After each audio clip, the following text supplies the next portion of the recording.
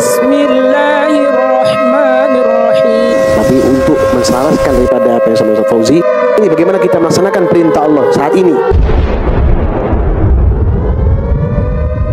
Assalamualaikum warahmatullahi wabarakatuh. Waalaikumsalam warahmatullahi wabarakatuh. Izin bertanya saya. Sebelumnya saya ingin menguatkan apa yang dikatakan Syekh Fahmi tadi. Di dalam Al-Quran Allah berfirman, A'udzubillahi minasyaitonirrajim, Bismillahirrahmanirrahim. Wa nunazzilu minal Qur'an ma huwa syifaa'un wa rahmatun lil mu'minin wa la yazidudz zalimina illa khasara. Al-Quran itu sebagai penawar dan rahmat. Jadi disebutkan sebagai penawar dan rahmat bagi orang-orang yang beriman. Sedangkan Al-Quran bagi orang-orang yang ingkar atau kufar itu kerugian. Rahmat Allah itu kan luas dan besar.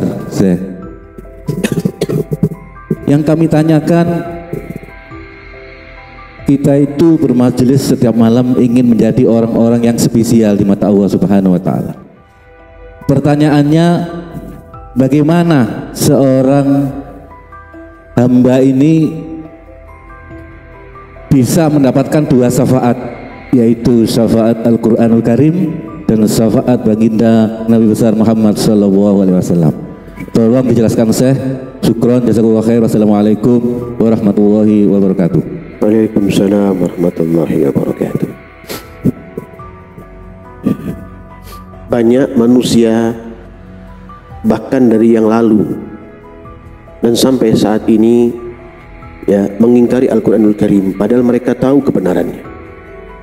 Ya, mereka tahu bahwa firman-firman itu saling mengikat antara satu dengan yang lain. Mereka tahu saat mereka mendengarkan hatinya bergetar. Mereka tahu itulah iman sebenarnya. Itulah iman, itu wujudnya hidayah bagi mereka pada awalnya. Tapi mereka tidak mau mengikutinya. Mereka lalai akan itu. Itu yang dikatakan dengan turunnya Quranul Karim ternyata semakin membuat mereka jauh daripada kebenaran. Itu bagaimana dengan orang-orang yang ingin mendapatkan dua syafaat dari Quran dan Nabi Muhammad SAW. Ini firman sering tak bacakan, tapi memang inilah Quran. Ya, dibaca berulang-ulang semakin buat kita rindu untuk mendengarkannya. Jika kita beriman, bukan bosan ya, semakin rindu. Coba buka surat Fusilat ayat 30 ya. Fusilat ayat 30. Di sana Allah berfirman, A'udzubillahi minasyaitonirrajim. Innal ladzina qalu rabbunallah. Ini kalimat yang paling atas. Soalnya orang yang berkata Tuhan kami adalah Allah, itu ikrar. Kalau ikrar itu ya memastikan bahwa dia menyampaikan itu dan dia menjalankannya. Tsumastaqamu tatanazzalu alaihimul malaikah. Ya. Kemudian mereka meneguhkan pendirian mereka, maka malaikat-malaikat akan turun kepada mereka dengan berkata, ala takhafu wa la tahzanu abshiru bil jannati allati kuntum tu'adun. Jangan kamu merasa takut dan jangan kamu merasa sedih, dan bergembiralah kamu memperoleh surga yang telah dijanjikan kepadamu. Pastinya sumastaqamu itu istiqomah. Istiqomah bagaimana? Istiqomah seperti yang Fakir sampaikan Maudhirah Hasanah tadi, itu apa? Mengistiqomahkan fisik kita dan hati kita. Fisik ini tak menjalankan, menyempurnakan iman dengan fisik kita, zahir kita dan batin kita, menyatukan antara dua ini. Tidak memisahkannya, tidak berdebat antara akal dan hatinya, tapi saling mendukung untuk menuju Allah Subhanahu wa Ta'ala. Istiqomah seperti itu yang akan menyelamatkan kita, itu yang akan mendapatkan syafaat daripada Quran dan Nabi Muhammad SAW. Otomatis kalau kita min ahli Quran, kita orang ahli dengan Quran, kita memahami perintah Allah dalam Quran, insya Allah pasti Nabi Muhammad dekat dengan kita, karena Qurannya ada di kolbu ya Nabi Muhammad SAW, dan di kolbunya orang-orang beriman. Ya, yang bisa membedakan antara hak dan batil, ini Quran. Gak mungkin kita susah terus, gak mungkin kita sedih terus, gak mungkin. Dan orang-orang ciri-ciri orang-orang yang bergembira dan akan bergembira di akhirat adalah orang-orang yang min ahlil Quran, cinta dengan Quran. Itu ciri-cirinya. Dan ciri-cirinya orang yang akan diselamatkan daripada api neraka dan mendapatkan syafaat Quran adalah orang-orang yang min ahlil Quran. Dia golongan kanan, ashabul yamin. Ya, orang-orang yang lebih dulu beriman kepada Allah, as-sabiq, orang yang lebih dulu beriman kepada Allah dan menjaga keimanannya sampai kembali kepada Allah. Kita sekarang ini adalah iman kepada Allah. Kita menyempurnakan dengan akhlak kita, dengan perilaku kita, dengan pakaian kita. Pakaiannya Islami, pandangannya Islami, kata-katanya Islami, pemikirannya Islami, harapannya Islami. Sehingga meninggal kembali kepada Allah betul-betul seorang muslim. Ya, nah, ini pun dipahami. Malaikat akan turun kepada orang-orang yang seperti itu, min ahlil Quran. Ya, mereka akan turun mendoakan orang-orang beriman min ahlil Quran itu untuk selalu dekat dengan Allah, dekat dengan Nabi Muhammad sallallahu alaihi wasallam. Dekat dengan Allah dan Nabi Muhammad sallallahu alaihi wasallam. Quran ini mendekatkan kita dengan Allah dan Nabi Muhammad SAW. Maka otomatis barang siapa dekat dengan Quran, maka dia akan tersafaati oleh Quran, dia akan tersafaati oleh Nabi Muhammad SAW. Kenapa? Keridhaan Allah, ya, fadilah daripada Allah dan ampunan daripada Allah Subhanahu wa Ta'ala. Bagi siapa? Min ahlil Quran, orang-orang yang berkhidmat kepada Quranul Karim, orang yang berharap hanya kepada Allah dengan jalur Quranul Karim. Sudah sangat fix Quran dan sunnah Nabi dan hikmah yang diajarkan kepada kita itu kita istiqomahkan. Quran kita pelajari, laksanakan yang wajib, ya. Kemudian hadis mengajarkan kita untuk bisa menjalankan yang sunnah. Semua dalam keridhaan Allah Subhanahu wa Ta'ala. Jangan dengarkan bisikan syaitan. Orang yang melalaikan dirinya dari bisikan syaitan. Syaitan membisikkan, dia melalaikan bisikan itu. Dia hanya patuh kepada Allah Subhanahu wa Ta'ala. Maka orang itu adalah orang-orang yang min ahlil Quran. Orang min ahlil Quran akan jauh daripada kerogotan setan, laknatullah. Ya, nah, disampaikan di sini kan. Ya, wala yahzanu wa abshiru bil jannati allati kuntum tu'adun. Ya, tidak akan bersedih dan selalu bergembira. Oh, enak kok.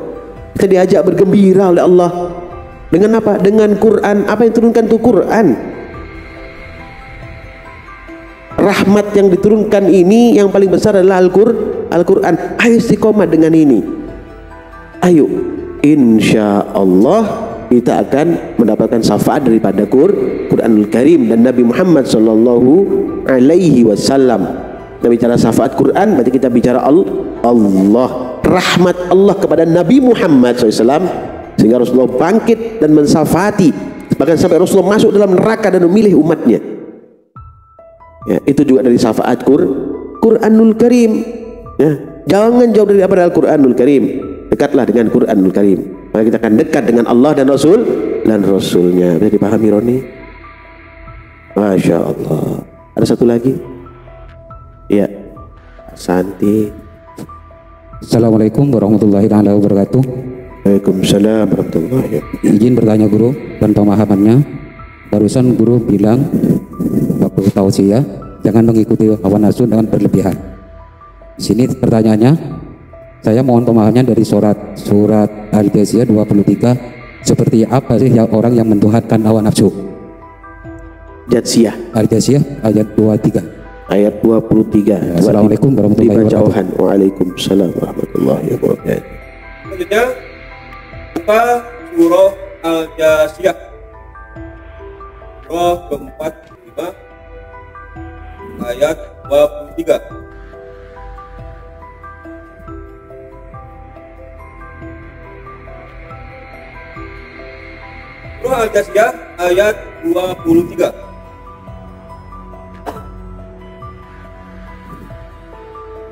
أعوذ بالله من الشيطان الرجيم بسم الله الرحمن الرحيم أفرأيت من اتخذ إلهه هواه وأضله الله على علم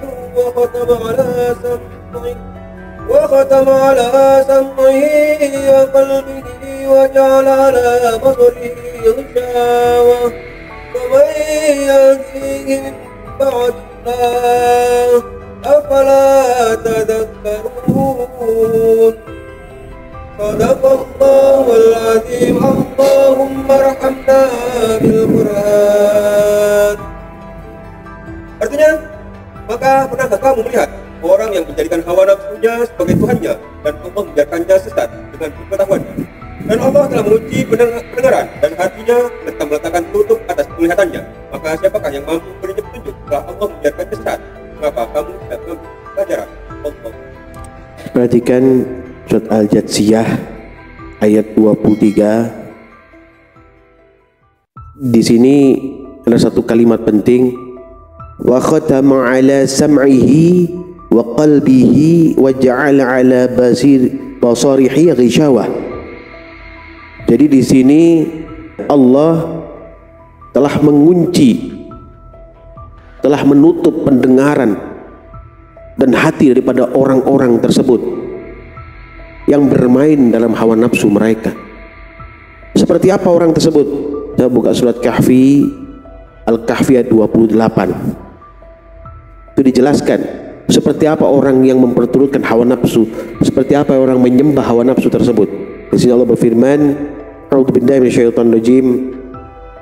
Wasbir nafsaka ma'al ladzina yad'una rabbahum bil ghadati wal 'ashyi yuriduna wajhahu wa la ta'du 'ainaka anhum.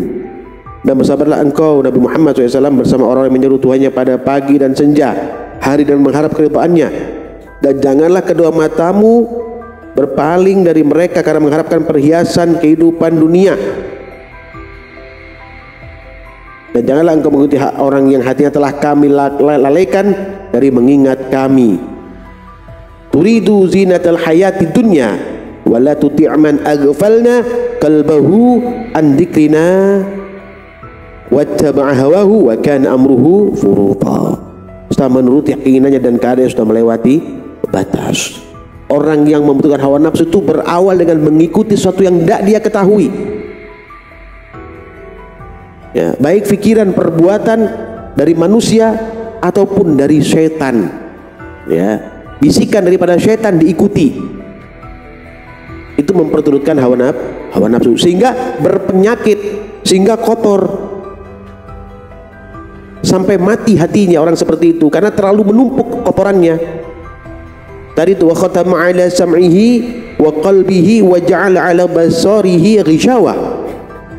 Tidak mungkin dapat petunjuk lagi orang seperti itu karena Allah sudah kunci mati hati dan pendengaran mereka. Itu Mas Hati, mengikuti sesuatu yang tidak dia ketahui sampai hatinya mati.